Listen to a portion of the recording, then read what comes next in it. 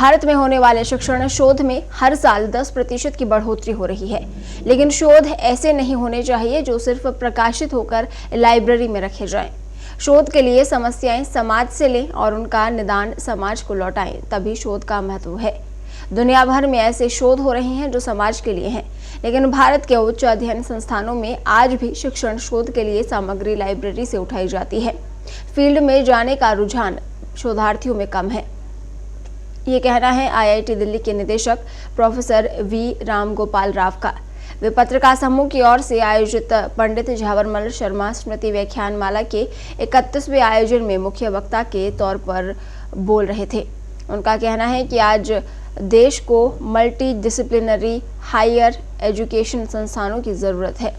इस मौके पर पत्रकार समूह की ओर से सृजनात्मक साहित्य पुरस्कार भी दिए गए। सृजनात्मक साहित्य पुरस्कारों की इस कड़ी के तहत कहानी में पहला पुरस्कार जयपुर के महेश कुमार की कहानी व्यक्तित्व और दूसरा पुरस्कार जयपुर की ही शकीला बानो को कहानी मासूम जीवन के लिए दिया गया।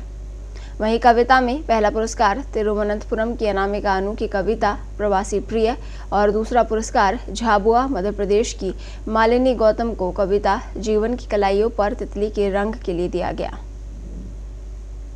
अवार्डी से उन सबको मैं बधाई देना चाहता हूँ पत्रिका लिटरेचर अवार्ड्स के लिए।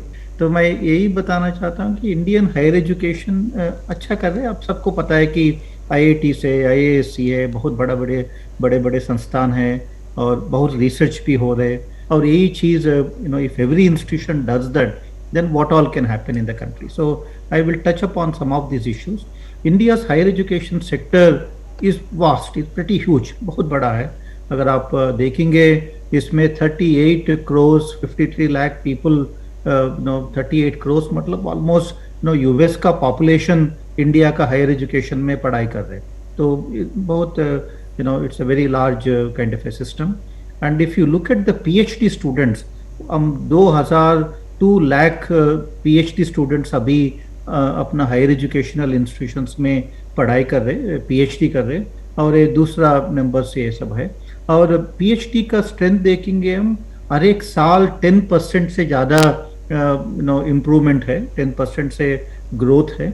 और बहुत सारा इंस्टीट्यूशंस है, institutions of national importance, state universities है, डीम्ड यूनिवर्सिटीज है, ओवरऑल ओवर 1000 इंस्टीट्यूशंस है। जब when we saw at the time of independence we had just about 15 universities, to अभी 1000 इंस्टीट्यूशंस हो गया है।